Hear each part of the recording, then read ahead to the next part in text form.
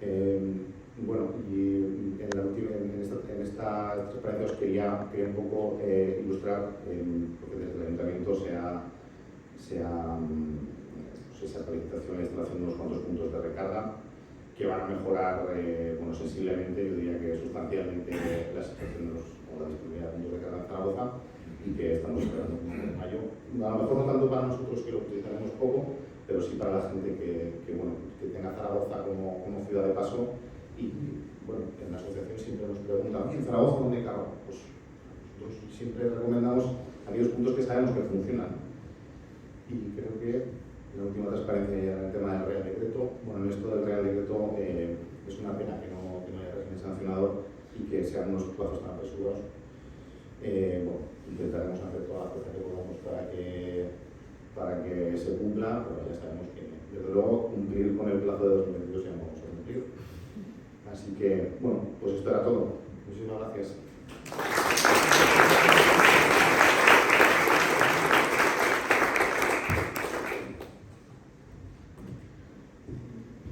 Muchas gracias a los tres, Miquel, Miguel y Armando, por esta muy ilustrativa exposición desde distintos puntos de vista. Se ha dicho esta tarde que no hay alternativa a la movilidad eléctrica, y se ha dicho también que vamos despacio y que nos cuesta. Y ahí quería yo incidir un momento antes de dar la palabra a la audiencia. Por lo que he visto, la variable renta es una variable inicialmente importante a la hora de la adquisición de vehículo eléctrico. Y digo inicialmente porque, de acuerdo con las cifras que nos has dado en Zaragoza, es cierto que después se compensa, pero inicialmente es más caro y además las ayudas se retrasan. Pero además de la renta, ¿tenéis datos sobre otras variables sociodemográficas que influyen en la adopción del vehículo eléctrico? Es decir, ¿tenéis información sobre si más hombres o mujeres conducen el vehículo eléctrico, si más personas con niveles altos de educación o menos conducen el vehículo eléctrico, si personas en entornos rurales o urbanos como conducen el vehículo eléctrico? Porque si tuviéramos información potente sobre estas variables sociodemográficas, y ahora casi hablo como profesor de economía, quizás podríamos incidir en el usuario, en la demanda de los usuarios respecto a este vehículo eléctrico. Sí, es interesante el planteamiento, y precisamente uno de los grandes patrimonios de AV es contar con una base de usuarios experimentados que además son activos, que responden rápidamente a encuestas internas. Tenemos una comisión, además, con cuadros de mando para ir valorando esta información interna, y muy recientemente hemos pasado una gran encuesta que, además, con los datos primarios del DNI, etcétera, nos permite conocer parte de estas respuestas, aunque necesitamos más tiempo. Y justamente estos acuerdos a los que estamos llegando con asociaciones de Portugal, de Francia, de Italia, de Europa y del resto del mundo, sí que vamos a responder muy rápidamente, aunque no con datos con una validez estadística, pero primero, contra lo que pueda pensarse el nivel de renta de nuestros usuarios está bastante repartido. Es decir, hay usuarios de niveles de renta socioeconómica altos, medios, no muy bajos, pero nuestras concentraciones, la gente lo conoce, somos usuarios un poco de todo tipo de estratos sociales. Respecto a la edad, que puede parecer extraño, en parte porque hay la juventud está, lo comentábamos a la mañana, la juventud está retrasando o no sacando carnet de conducir, etc. Los usuarios asociados, y tenemos una cifra que supera una masa crítica para evaluar, tiene una edad media que es que puede ir desde los 30 y poco años hasta edades de casi 70 años. Está también bastante repartido. En género, hay que decir que ahí tenemos un fuerte desequilibrio y de los socios, este es un dato fácil de medir, desafortunadamente el 85% de quienes se inscriben, lo cual no quiere decir que a veces en una familia, tanto la mujer como el hombre, o la hija o el hijo, utilizan el mismo vehículo, pero se inscribe un 85%. Desde la asociación hemos hecho todo un esfuerzo en nombrar subdelegadas, buscar delegadas, etcétera, para que esta igualdad se vaya compensando. Pero esta es la realidad. ¿Y qué más? ¿Había alguna otra pregunta? Bueno, nivel educativo. Nivel educativo, hemos comentado que bueno, ha sido muy determinante, antes también se ha comentado por parte de Miguel y también Armando insistido en ello. Sí que hay una situación geográfica muy concreta. Por una parte, algo esperable, la insularidad, es decir, cuando había esa ansiedad de autonomía, las islas, bien Baleares o bien Canarias, ahí uno no se queda sin materia porque no hay mucho que recorrer. Entonces, no obstante, también a veces el apoyo institucional que ha habido entre las dos provincias canarias determina que el número de usuarios, el número de ventas de vehículos eléctricos cambia. Pero aparte de esa variable que en su momento favorecía a, digamos, a usuarios que se mueven en un territorio limitado, es cierto que Madrid y Barcelona, por la aplicación de las zonas de bajas emisiones, ha acelerado, y nuestro propio usuario que se ha registrado, antes eran gente que por convicción, por su interés por la mecánica, por su carácter innovador, prefería este tipo, y ahora tenemos un usuario más prosaico que simplemente lo hace por entrar en las zonas de bajas emisiones. Se ha citado, pero ahora vamos a ver ese dato, hay 149 municipios de España que tienen más de 50.000 habitantes. Conste que en las islas son más de 20.000 y en situaciones de emergencia climática estas medidas restrictivas que desafortunadamente no se aplican al mismo tipo de etiquetas, que no son muy correctas, pero bueno, son las actuales, pero estas zonas de bajas emisiones van a estar en 149 municipios, que puede parecer poco, pero esto transige el 53% de la población española. Es decir, si tomamos la media de las restricciones que están aplicando a vehículos que no tengan etiquetas cero o eco, o al menos la C, me parece, 3 de cada 4 coches actuales del parque actual no podrán o ni circular por donde residen en las zonas centrales de los municipios, o al menos no aparcar. Es decir, que no nos gustan estas medidas, digamos, un poco imposibles, digamos que imponen las restricciones. Entendemos que la gente, siempre con toda la salvaguarda de residentes que vivan allí, por tanto podrán entrar o salir. Pero este tipo de medidas sí que pueden ayudar, creemos que son medidas que pueden colaborar a que respiremos. La Organización Mundial de la Salud afirma que el 90% de la humanidad respira un aire contaminado, con muertes prematuras, hay todo un catálogo de enfermedades vinculadas especialmente a los vehículos diésel, que algún día sabremos la sofisticación que tienen estos motores, con inyección de urea. La verdad es que hemos llegado, es la historia de la nicotina que se está tratando de ocultar. Y por tanto, estas formas de bajas emisiones o la aplicación de esta normativa que pedimos que haya un régimen sancionador, no para sancionar a diestro y siniestro, sino para que quienes tengan que cumplir con la legalidad pues respeten más o menos los plazos. Pero esto va a ser determinante. Estas zonas de bajas emisiones que tenían que entrar en funcionamiento el 1 de enero con elecciones municipales y entendiendo que son medidas quizás, digamos, no populares para el conjunto de quienes no disfrutan de este tipo de vehículos, pues han retrasado, pero se van a aplicar de una forma muy rápida. O sea que nadie, por favor, compre un vehículo contaminante por su salud, incluso porque no va a tener valor de reventa. La gente que conocemos más, que tiene una mejor información, lo que ha hecho es crear coleccionistas de coches magníficos y demás, se lo está poniendo de alguna manera, está diciendo, estamos perdiendo valor.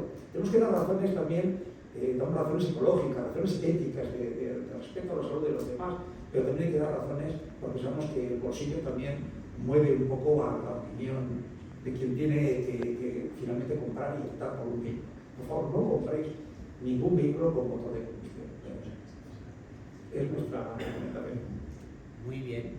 Tenemos tiempo para 2 o 3 preguntas. Yo quería hacer el vehículo, Armando Ansón, que se ha comprado en España, con cuánto le cuesta exactamente al residente portugués. Perdona, Al residente portugués. Lo digo más nada por hacer una serie de preguntas que voy a poner. Lo que le ha costado a usted el vehículo aquí, ¿cuánto le cuesta al portugués? Pues la verdad es que no lo sé decir. Yo sé que en Alemania los precios son similares en un país más o menos. Portugal no lo sé. ¿Vamos a hablar de Portugal? Sí, sí, sí. Lo digo porque en Portugal el salario medio es un 30% menor que en España. Entonces habría que ver cuánto le ha costado aquí y cuánto le cuesta. Y si eso es así, hay que mirar luego qué fiscalidad tenemos aquí y la que tienen allí y los impatriados por allí por la fiscalidad tan baja que hay.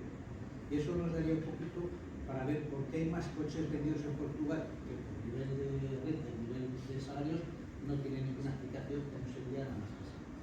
Y esa sería una de las preguntas que AV debía de saber, porque si no, no se pueden hacer comparaciones, digamos, para medir, cosas, que fueran homogéneas. Entonces, calidad final y estatal y además, fiscalmente es que tiene alguna ayuda que aquí no tiene.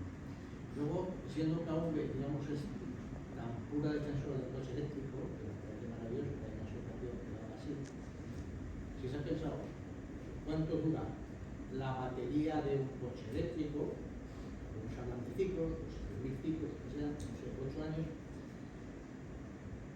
¿quién está preparado para reciclar todos esos millones de baterías que van a venir a continuación? Y aún en el tema de medio ambiente, imagino que será, hay que decir, el tema del coche eléctrico, todo eso lo tendrá mirado.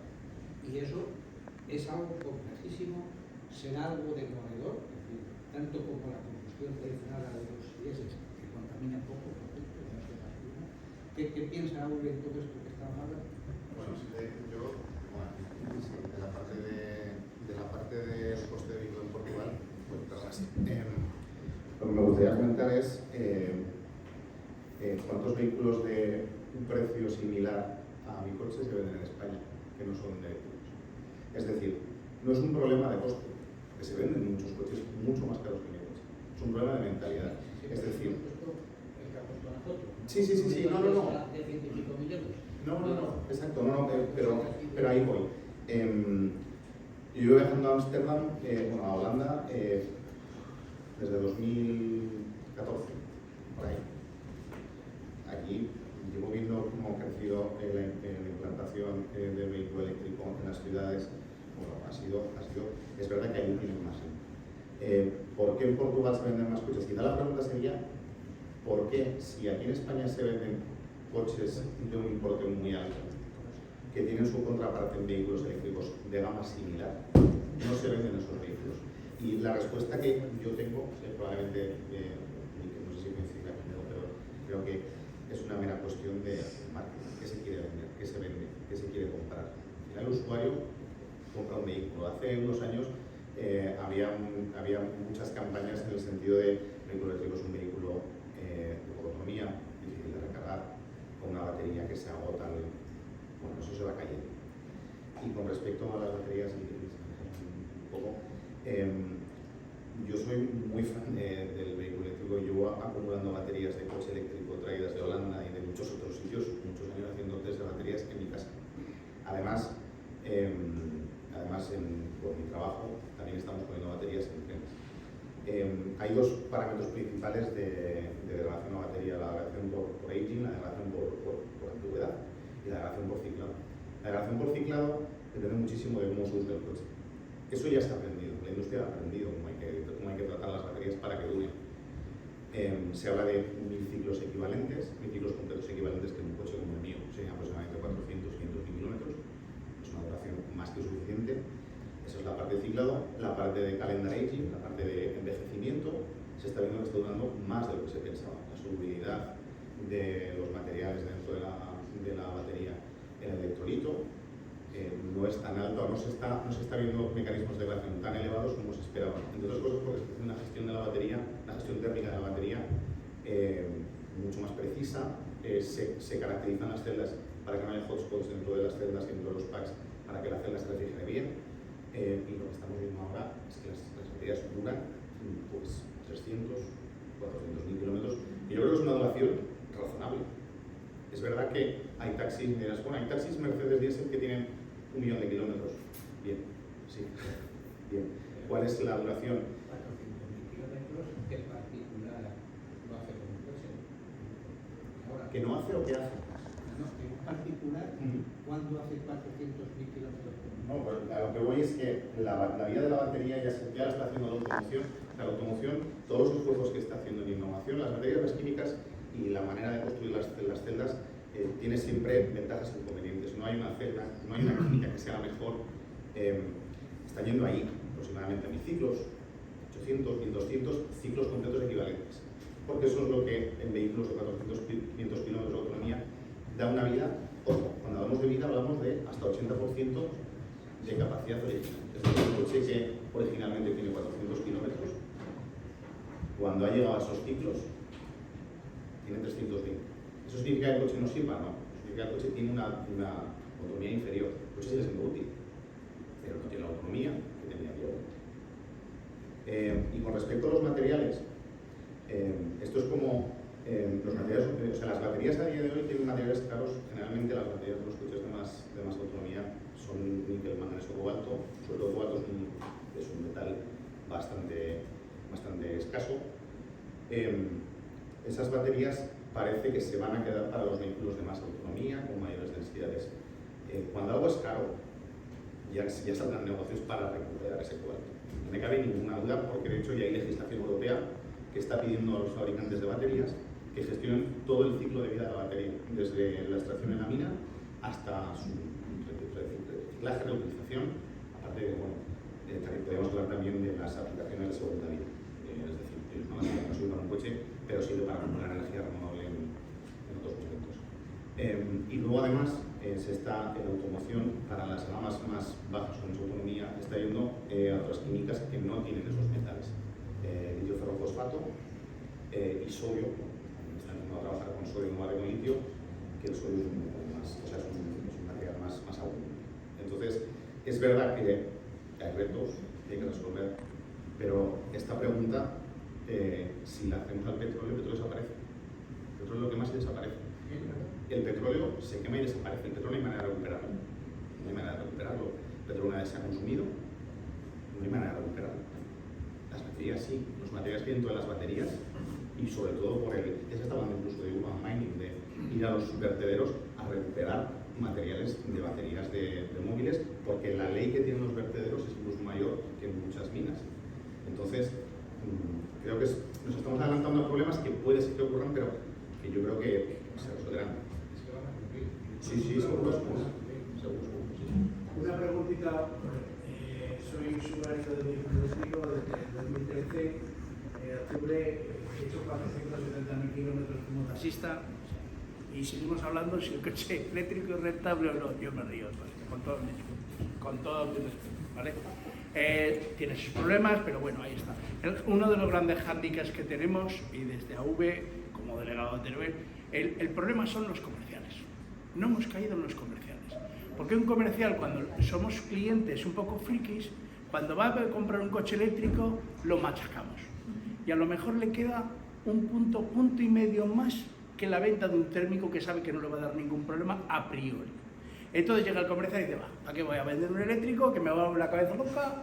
Y aquí, como me gano medio puntete más, ¿para qué me voy a complicar?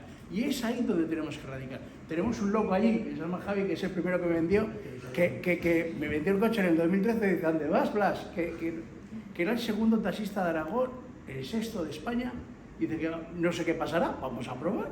Oye, hemos ido probando, hemos pasado y todo. O sea que dentro del coche eléctrico hay muchas aventuras, muchos kilómetros, es negocio rentable, daros la vuelta que quieras, pero el problema está en los comerciales. Si no es como un loco como este que está comprometido con el medio ambiente y a ver lo que vende, o sea, porque le dan muy poquito más las casas. Y es ahí donde tenemos que radicar, en la formación, porque luego compramos un coche alta tecnología y no hay mecánico eléctrico. Segundo error, tenemos que ir a cosas probadas. Claro que un Tesla es maravilloso, pero aquí Tesla en Aragón no hay. ¿A dónde vamos? Sí, compramos un Tesla y mira qué bonito. Vas allá al pueblo, mira, ¿y qué? Hay que ser al final un poco... existe el coche eléctrico de primera línea, premium, para el señor de corbata y aquí los dos taxistas de dos currelas, que vamos con nuestro Nissan Leaf más contentos que una perdiz, y es un coche que luego tienes un equipo detrás, una casa que compré y ahí marca, es también la diferencia, porque si no, ¿cómo puedes hacer kilómetros? Entonces, yo creo que el hándicap también lo tenemos en los comerciales, que se mojen un poquito más, porque los fabricantes no nos han querido vender coches eléctricos, porque lo primero que te hacen, yo la primera vez que fui a una casa Renault a comprar un coche, loco, ¿dónde vas a comprar un eléctrico tú? Pero por circunstancias de la vida me sobraba kilovatios de luz en casa, tenía que aprovecharlo del tema solar. Pues oye, ahí lo metemos. Pero bueno, estamos eso claro, hándicap lo tenemos ahí. Hay que formar las casas que fabrican, que se lo tomen en serio ya como algo que viene y no ha venido de paseo, que llevamos muchos apostando por ir para mucho tiempo. Va a luchar y aparte gente que se comprometa a vender y que luego den la cara por cuando hay un problema, porque el coche eléctrico es toda tecnología. Sabemos que compramos un vehículo que dentro de 20 años nuestros hijos seguirán siendo tecnológicos, porque no pasa nada, porque vamos muy avanzados, por eso pagamos un poco más, porque llevamos una tecnología que parece la NASA. Yo no entiendo la mitad de los botones. Es un ordenador con... Yo soy currante, yo también te digo, pero esto para qué sirve. No sé, yo funciono, trabajo y por 4 perras doy servicio y gano dinero. Después lleva muchos kilómetros, el 90% de fallos, la batería de 12 voltios. Se vuelve loco el coche, te dice que se ha roto mil cosas. Y luego no vamos a experimentos, los taxistas, sabéis que vamos a la cosa hecha. No probaremos cosas raras. Incluso hay quien Y hace seguimiento. a cuchillo. Incluso hay quien hace seguimiento de la degradación de las baterías, de los LIV, ¿verdad? Yo he cambiado dos baterías. ¿Y por qué? Porque tiene una vida útil y yo hago carretera. Y según que para una ciudad, un vehículo no tiene por qué cambiarse la batería a los 200.000 kilómetros, amigo, puedes avanzar 300.000 perfectamente siendo un coche humilde. Lo que pasa es que cuando sales a la carretera no es plan de ir a 80 por hora, porque tienes un camión detrás, pones la vida de peligro de tus pasajeros, al final llevas un negocio. Somos altruistas, miramos el medio ambiente, pero es una manera de ganar la vida. Tienes que dar un servicio. Y sí, el paisaje es precioso, mira bonito todo, pero no correr. Y sí, handicap, comerciales, que se comprometan más las casas de los fabricantes a vender coches eléctricos. Y es ahí donde triunfaremos. Y triunfaremos. Y punto. Muchas gracias. A ti. Aunque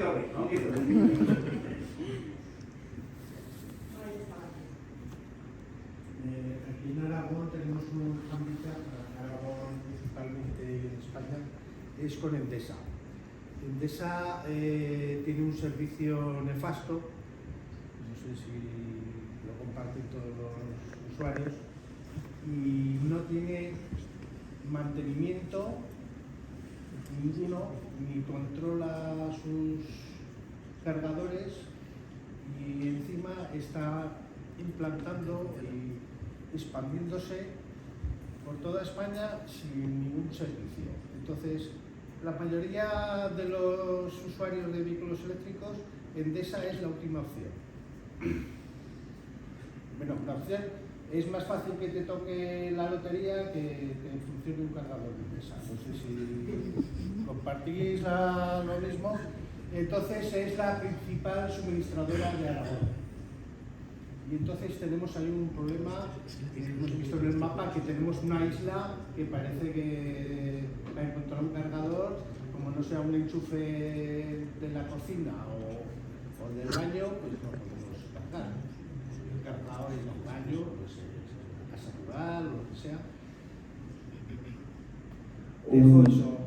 Un apunte al respecto, un tema que además gestionó Armando desde aquí desde Zaragoza. En aras a lo que hemos sufrido aquí, una nueva red de recarga que no funcionaba como debía. Es cierto que nosotros nos llamaron como agente social cuando se preparaban los pliegos de licitación de los puntos de recarga de Zaragoza, y un punto que mencionamos al municipio y que se tomó en consideración fue incluir una tasa mínima de disponibilidad en la que si no se cumplía se penalizaba, al menos al ser una licitación pública, cuando si es un proyecto privado, ¿no? Y tú lo instalas y no te funciona, en teoría el principal beneficiado eres tú, pues, porque es una inversión. Pero al menos algo que sea sustanciación pública con unas condicionantes, sí que promovemos que en esos pliegos exista esa disponibilidad mínima que se penaliza si no se cumple y no se garantiza un mantenimiento adecuado. Eso se les pasa a en esa se le pasa por el foro. Yo era No, pero hablo de la habilitación municipal. Y sabía, ponía 2 o 3 meses que no funcionaba. Llamé. ¿En qué cargador está? Aquí en Aponcillo. ¿Y qué número tiene? Le tuve que dar el número. Pues aquí pone que yo no sé nada. O funciona, no sé qué. No te estoy defendiendo su labor, solo te estoy comentando las medidas que hemos intentado tomar desde la asociación para... Tienes que ver los puntos de carga, pues en San Juan de la Peña, en el McDonald's, está el punto de carga que usan de aparcamiento ya porque... Otro punto que es a nivel nacional, y aquí le toca a la empresa porque es la distribuidora, ya sabéis que está regulado, pero por otros lados en Iberdrola, en otros lados SDP, o quien le toque pues, por zona geográfica, y es un problema a nivel nacional que los plazos que tiene la distribuidora, sobre todo en dar de alta los puntos de recarga, son muy largos, salvo que coincidimos ahí otra vez con ANFAC, con AEVIVE y AV, de que a la hora de establecer esa infraestructura de recarga los plazos son todavía demasiado largos, en torno a 1 año o 2 años para establecer esos puntos de recarga que hace que pese a estar allí, lo voy a decir Armando, ¿no? Los vemos y te frustra más que si no estuviera. Iberdrola, por ejemplo, no tiene ese problema. Si vamos a viajar, yo, no sé, 100% Iberdrola y 0% esa. No sé si... No, porque es muy interesante, sí. Solamente una ráfaga, pero las preguntas iniciales han sido, no podemos entrar en detalle, pero creo que han sido muy oportunas ambas. Y luego en Portugal, perdona, en Portugal estuve yo en el 2018, está la gasolina y el carburante mucho más caro que aquí. Y hay una penalización especial para diésel, por ejemplo. Pero respecto a Portugal, no se puede entrar en detalle, tenemos una relación muy estrecha con UVE, que es la asociación portuguesa, equivalente a la nuestra, y es un tema, como siempre, multifactorial. Por una parte, no hay que desdeñar que Portugal se informa, a diferencia de la población española, más por fuentes en inglés o en idiomas no vernáculos, y por tanto tiene una información mejor que la que puede recibir la opinión pública o publicada en España. Por otra parte, Portugal, muy interesante, vive menos en soluciones verticales. España es una potencia, el transporte más seguro del mundo, que siempre ha sido eléctrico, que son los ascensores, una potencia. Eso quiere decir que vivimos en soluciones más verticales. Esto puede favorecer el que haya soluciones de autoconsumo más fáciles. Por otra parte, también se ha dicho muy rápidamente las medidas que ha tenido AV de reducción del IVA temporal y además de una forma, por supuesto, como decir, muy aplicada progresivamente a vehículos baratos. O sea, el que quiera comprar un vehículo de más de 40.000, 45.000 euros no tenga la menor ayuda. Y no solamente son Teslas, en España se venden muchos vehículos de combustión que tienen precios muy superiores a los vehículos, ya que se ha citado esta marca, u otros. Es decir, que es un problema de información, como se apuntaba antes. Portugal también lo que ha hecho ha sido medidas muy eficaces para que los autónomos cambien, renueven las flotas, cosa que aquí no se ha hecho. Y es un mercado sumamente importante que lo que se reparte de última milla es determinante. Habría mucho que decir porque vamos a tener 4 días para estar hablando con gente también no solamente de Francia, España y Portugal, sino con representantes también de Italia y demás. Estos días en hoy están invitados. También respecto al reciclaje, naturalmente que es algo que nos preocupa, pero las posibilidades de reciclar, lo ha explicado muy bien Armando, que sabe bien de la materia, de todos los elementos de una batería es posible, es factible. Una batería, cuando no tiene una densidad energética para ser útil, porque la pérdida de autonomía es importante en un vehículo, es perfectamente válida para una autogestión doméstica, por ejemplo. Y luego, la gran parte de los elementos, insisto, prácticamente todos son perfectamente recuperables.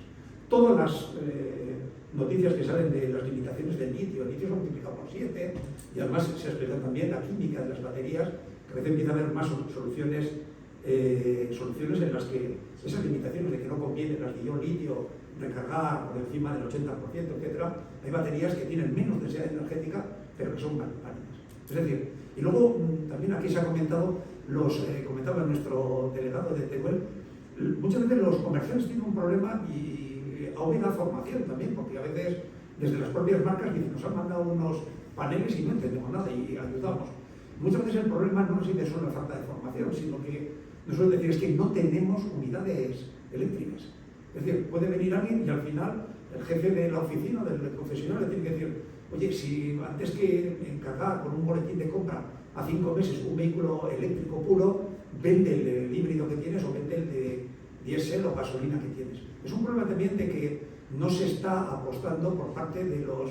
Y eso que Faconauta y algunos más han sacado un modelo, un nuevo concesionario eléctrico, pero en la práctica hay esta dificultad. Y luego la falta de formación también es crítica.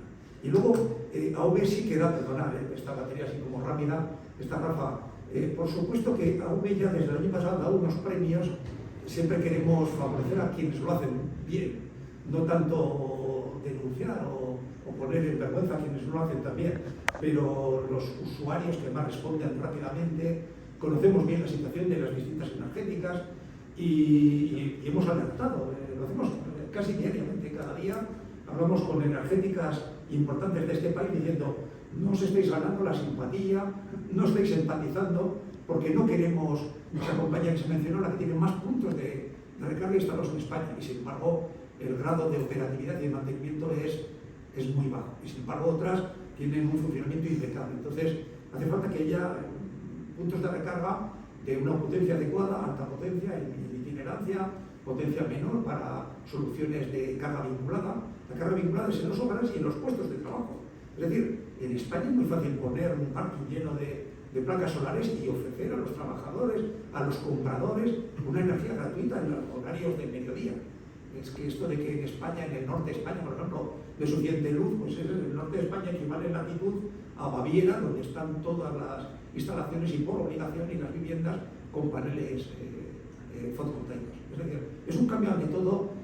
AV y quienes proponamos este cambio, creemos que el principal obstáculo es la inercia, esta del que ha hablado también Miguel, de que en el mundo más latino tardamos más en adoptar innovaciones, pero también esa desinformación, a veces muy bien soportada. Es una desinformación subyacente que hay que combatir, que es difícil de combatir.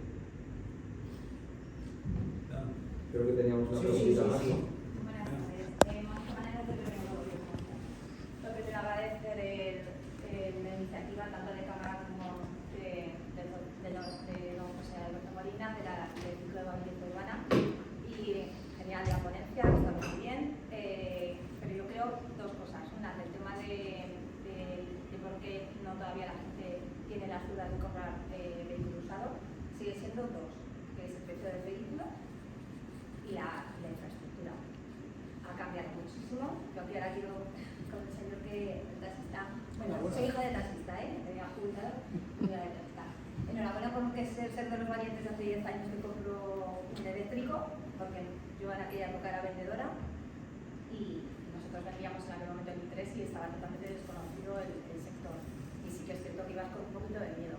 Pero yo creo que ahora el tema de los comerciales, la formación de los comerciales, pasados 10 años no es ese el problema. Los comerciales, por la parte que me toca, y creo que algún concesionario que está aquí lo podrá decir, la formación que nos transmiten de las marcas, de los cursos, no tiene nada que ver a lo que en aquel momento teníamos todos de dudas. Creo que están un poquito más formados. Y ahora no me dedico al tema comercio, estoy en el departamento de marketing, pero yo lo veo. Y de hecho hasta yo me informo pues un poco porque soy la preventa. Entonces, no creo que sea el tema de la formación. De que a lo mejor facilidades de vehículos eléctricos para pruebas, nosotros en la marca intentamos que cada vez haya más. Nos ha tocado un poquito el problema de los semiconductores y la guerra de Ucrania, que nos ha afectado, pero sí que es cierto que el poder dejarle a un cliente el coche durante un día y que lo vea es el tercer punto, que es la autonomía, el miedo a la autonomía. Lo que pasa es que ahora los vehículos de todas las marcas hemos mejorado muchísimo. Tenemos vehículos con autonomías de 400 kilómetros, de que para eso tomar una electrolinera,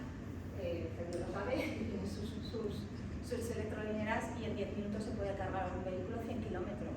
¿Quién no para? Si lo recomiendan que cada 2 horas paremos a descansar, tomar un café. Entonces, yo creo que ahora es más el desconocimiento, digamos, más el desconocimiento del tema del precio de los vehículos, que sigue siendo un valor alto, que las salidas, como estáis comentando, tardan una barbaridad en recuperarse, que son un poco complicadas, y el miedo a la autonomía. Entonces, para eso están estos ciclos, la formación de los vendedores y a ver si el gobierno o las ayudas nos hace que sea un poco más fácil. Simplemente era una reflexión. Gracias. Yo tengo una pregunta. Ayuntamiento de Zaragoza, ¿se ha tenido algún tipo de contacto o de notificación por parte del Ayuntamiento si a futuro tienen previsto montar algún tipo de instalación para residentes en parking al aire libre a baja potencia, como en otras ciudades europeas, o se conforman con el lote que han sacado para Zander y Endesa? Tenemos aquí un representante del Ayuntamiento de Zaragoza que no sé si querrá responder, ya me perdonaréis, pero... Sí, aprovecho la oportunidad. Efectivamente, nosotros hemos sacado a licitación 145 puntos de recarga rápida para poder cargar rápidamente, lo habéis explicado muy bien, pero estamos en este momento, de hecho sacamos a licitación otros proyectos de marquesinas solares en aparcamientos para poder establecer puntos de carga lenta destinados a residentes y estamos analizando otro proyecto de utilización de las redes de alumbrado una vez que se han sustituido las luminarias para poder utilizar la potencia disponible para carga lenta también para residentes en aquellas zonas en donde no hay garajes particulares disponibles. Eso es lo que estamos en este momento trabajando. Lo cierto es que vamos un poco lentos porque por las dificultades tanto normativas que nos han puesto muchísimas trabas para el tema de las marquesinas solares. Se nos ha quedado el concurso desierto precisamente por la imposibilidad de atender a las normativas tal y como están en este momento. Y en los puntos de carga rápida, que ya tenían que haber estado en marcha, hemos tenido muchísimos problemas para poder establecer los puntos de enganche en la red de distribución, que va a ser uno de los problemas limitantes importantes a futuro, porque las redes de distribución no están diseñadas para el uso, en este caso, de demasiada potencia concentrada en algunos puntos. Y eso, efectivamente, es una barrera que nos vamos a encontrar. Hay un problema aquí en Zaragoza y en España que yo soy electricista, hay mucha red de trifásica a 220 trifases. Entonces eso es un hándicap muy fuerte, porque entonces la red se satura enseguida, instantáneamente. Entonces habría que pedir que esa red, cambiar transformadores o lo que sea, porque la red sirve perfectamente, la red existente sirve, pero no sirven los transformadores. Entonces, entre fases 220 se satura la red muy rápidamente. Habría que luchar por eso también. ¿Se puede hacer una pregunta? Es que yo quería comentar el tema, que gracias por la limitación de la infraestructura eléctrica urbana, porque claro, la Unión Europea prevé que para el 2030 haya una reducción del 35% de vehículo particular. Pero si estamos ahora manejando cifras de un 5% de vehículo eléctrico, se supone que aumentaremos de aquí al 2030 un 60% de coches eléctricos. Entonces, mi pregunta era, técnicamente es posible que la infraestructura eléctrica en las ciudades esté preparada para poder cargar todos esos vehículos eléctricos. Y bueno, enlazando, decir que no he presentado, soy Ana Sánchez, usuaria de vehículo eléctrico y de moto eléctrica. Entonces, yo quería preguntaros también qué papel va a tener la moto eléctrica dentro de la movilidad urbana, y luego, aprovechando que tenemos presencia del Ayuntamiento de Zaragoza, ¿están previendo también que haya cargadores para motos eléctricas dentro de la ciudad? Porque la moto eléctrica es más sostenible que el vehículo eléctrico, tiene menor necesidad de carga de potencia eléctrica, y realmente pues yo entiendo que Zaragoza hay 2-3 meses que es un poco complicada, pero no nos imaginamos una movilidad urbana en la que cada vez haya más presencia de vehículos más pequeños, más adaptados a lo que realmente estamos moviendo, porque en Zaragoza, por ejemplo, 3 de cada 4 vehículos solamente están transportando una persona. Entonces, me gustaría saber un poco qué opináis en porque entiendo que representáis también al vehículo, a las motos y a las bicicletas eléctricas. Entonces me gustaría saber un poco qué opináis al respecto.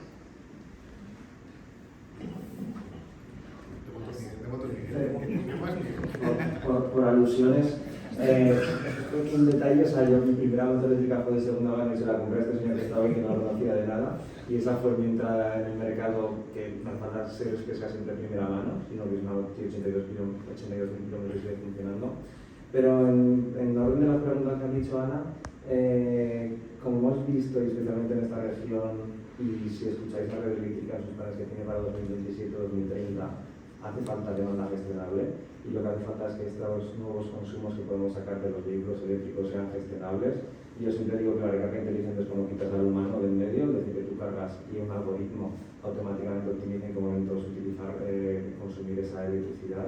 Y estamos viendo hoy mismo, este domingo, cada vez tenemos más renovables instaladas, y esto puede haber limitaciones puntuales en la red de distribución, pero está claro que la red española tiene mucho potencial para optimizar esa capacidad que tiene Torneo ahora mismo, y que además la estamos llenando con huecos de energía renovable que todavía se puede optimizar mucho su consumo en esos momentos. En ese lado yo no le veo a este país en concreto, puede haber otras circunstancias que tengamos problemas de abastecimiento eléctrico en el futuro, para que además esa energía que vamos a convertir de combustibles fósiles va a ser mucho menos en eléctrico por la eficiencia que tiene. Y a la alusión de las motos eléctricas, coincido totalmente. Yo cada vez que voy en moto a trabajar, en moto eléctrica, veo los coches, el espacio que ocupa, y habitualmente una, dos personas. No podemos ver a todo el mundo, entiendo que vayamos en moto, lo sé, pero es cierto que los consumos, pues especialmente por ciudades, hablando de 4 km a los 100 km, frente a unos 12, en el mejor de los casos 11 de un coche. Entonces, la eficiencia energética, si es lo que buscamos, está claro que en las motos es algo que hay que propiciar, y además en el ámbito urbano, la moto no tiene parangón, porque otra cosa es que me digan, no, quiero la moto para irme a Pingüinos o quiero para irme a Jerez un fin de semana. Vale, pues otro nicho de posibilidad, pero movilidad urbana y todas las motos que existen ahora mismo se podrían electrificar sin mayor problema. Y ahí es cierto que el Ayuntamiento de Zaragoza apostó hace muchos años por unos puntos que estaban muy concentrados ahora en la plaza de toros, de unos sucos normales y corrientes, y es cierto que desde el punto de vista del usuario de moto eléctrica, aunque cada vez empiezan a utilizar más puntos de recarga de coches, esa red distribuida de baja potencia es necesaria para que se pueda cargar de una manera barata y de cualquier lado. Otro punto extra que tienen las motos eléctricas, las más pequeñitas, te sacas la batería, te la subes a casa y te olvidas de la red pública. Me gustaría añadir una cosita sobre el tipo, gracias.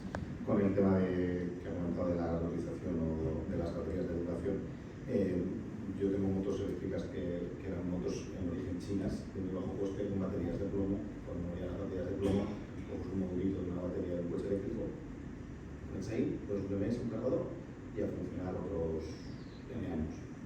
Es decir, que cuando tienes algo que vale dinero, que tiene un valor como una batería, no se va a tirar. Nadie se va a convertir en una batería que tenga todavía uso. Se va a utilizar para acumulación de energía, para recursos que no demandan tanta densidad. Y a lo que comentabas, yo me muevo normalmente en Zaragoza, si voy solo, normalmente en bicicleta eléctrica, porque es o sea, lo mismo que son 4 kWh la moto, la bicicleta son 1, más o menos, por ahí. El espacio, el peso, al final no solamente son coches, son vehículos eléctricos. Ana, es interesante pregunta, y si mejor, no puedo mejorar lo que han comentado los compañeros, pero sí decir que en AV hay un 7% de usuarios de motos eléctricas, que sabemos que, además en colaboraciones que tenemos con distintas asociaciones de moto eléctrica, hay una dificultad añadida porque el sobrecoste es mayor en la moto eléctrica que en la, parecida, convencional. El aumento de peso también es mayor, y esto significa que hay que adaptar un poco más el estilo de conducción, pero por supuesto que desde AVE, sobre todo en movilidad urbana, priorizamos al peatón, a la bicicleta muscular, que se llama ahora, a la eléctrica, y luego, por supuesto, a ciclomotores, vehículos de movilidad personal y demás. Y en última instancia está el vehículo de 2 toneladas o algo menos de 2 toneladas para mover a pocas personas. O sea que sí que estamos en todo ello. Y sabemos de la dificultad que hay, y es muy importante ese mercado también desde el punto de vista industrial de la motocicleta eléctrica pura. Pero hay una resistencia mayor, porque bueno, pues no sé, los moteros sabrán también, aunque también muchos habláis de ese silencio, de escuchar, que a veces la falta de ruido, escuchar la naturaleza y el sonido del movimiento del aire tiene algo especial. Sí, yo estoy consciente porque nosotros tenemos un concesionario de motos eléctricas en Zaragoza. Y es verdad que lo abrimos porque apostamos por este cambio de modelo pues, de movilidad urbana y atendemos todos los días a gente en la tienda. Y no hay tanta diferencia de precio, es verdad que ha habido, o sea, sí cada vez hay modelos que están funcionando mejor para uso urbano, como decía Miguel, pero a ver, sí que es cierto que el modelo de toda la vida es complicado que pase, que está pasando, porque pero claro, nosotros lo que queremos captar es más el usuario de coche, que pase de coche a moto eléctrica, porque realmente es lo que soy yo me muevo, o sea, yo tengo las dos cosas, pero cuando hago desplazamientos dentro de la ciudad, me muevo en moto y soy feliz. Y al final, es verdad lo que comentabais de lo de los olores, la sensación, o sea, que no vibre, la conducción tan suave, o sea, falta más, yo creo que faltan más oportunidades de que la gente pruebe los vehículos eléctricos. Y bueno, ya que estoy, no lo pensaba, pero aprovecho para decir que vamos a hacer una jornada con Fundación Ibercaja que haremos pruebas de vehículos eléctricos para mayo, 4 o 11 de mayo. O sea, alguien que pueda estar interesado en probar las motos eléctricas en Ibercide, que es un espacio de seguridad. Ya, bueno, no pensaba, ya que viene, aprovecho. ¿Acabamos ya? Sí, yo simplemente quería decir que desde el Ayuntamiento estamos apostando fuertemente por la electrificación de la movilidad. Estamos transformando la flota de autobuses en autobuses eléctricos. Tenemos pedidos en orden 112 autobuses eléctricos. Van llegando con cuentagotas porque hay un problema grave de suministro de componentes, si no ya estaríamos con la ciudad inundada de los autobuses verdes. Y también estamos electrificando la flota de todos los vehículos de servicios públicos. Esta mañana hemos presentado el nuevo servicio de limpieza y gestión de residuos, que incorpora más de 60 vehículos eléctricos, incluso camiones de recogida de residuos eléctricos. Vamos a ser pioneros en lo que es la aplicación de este tipo de tecnologías en el uso urbano. Tenemos una implicación muy fuerte con la descarbonización completa de la ciudad para el 2030 y eso nos implica que tenemos que empezar por los vehículos que más contaminan, que son los vehículos pesados y además que están bajo el gobierno directamente del control municipal. Tenemos que empezar dando ejemplo y efectivamente terminaremos colocando puntos de recarga en todas las plazas de aparcamiento de motos y de bicicletas, que queremos que al final sean también eléctricas. Muy bien, nos hemos excedido ya un poco del tiempo previsto, o sea que como moderador, organizador, con Cámara, Ebrópolis, Gobierno de Aragón, solo me queda dar de verdad las gracias a nuestros 3 magníficos ponentes, cada uno desde su perspectiva, desde sus puntos de vista. Han sido, desde mi opinión, muy ilustrativas todas las argumentaciones que se han dado. Y quiero dar también las gracias al auditorio. Me han parecido muy oportunas todas las sugerencias, intervenciones, comentarios que se han hecho. Esta ha sido una magnífica sesión. Las 2 anteriores, ¿verdad, Diego?, dedicadas a la movilidad autónoma y al uso de los Big Data en la movilidad urbana también fueron interesantes, pero bueno, además de la calidad de nuestros ponentes, quiero destacar también las muy oportunas intervenciones de todo el auditorio. O sea que muchas gracias también por hacer tan interesante y tan constructiva esta tercera sesión de nuestro ciclo dedicado a la movilidad urbana, con un puntito de sostenibilidad en el que hoy hemos incidido a diferencia de en otras ocasiones. Gracias a los 3 y gracias también al auditorio.